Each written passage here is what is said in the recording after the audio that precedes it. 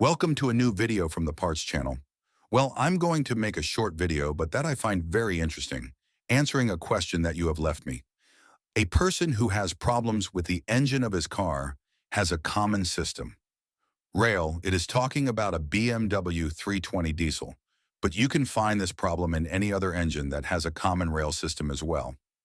The problem it has is that sometimes it is difficult to start the engine, both cold and hot. Sometimes the idle becomes unstable, and on some occasions, the engine has stopped as if it had no fuel, and he took it to the workshop. And in the workshop, they put the diagnosis machine in, and the common rail pressure sensor failed, so they changed it. But the problem continues, so they also changed the regulating valve of the rail pressure.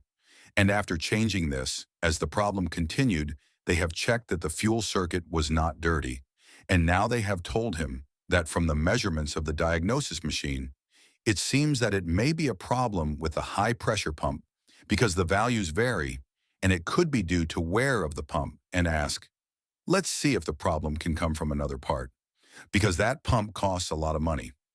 Us to know the real pressure of the high pump, to know if it is worn, because what we do, like many other workshops do, is modify fuel flow regulating valves, the ones that are screwed to the high pump. And so we know the real pressure of that pump. Look, the one on the right is a fuel flow regulating valve. The one the car has, and the one on the left is another one just like it.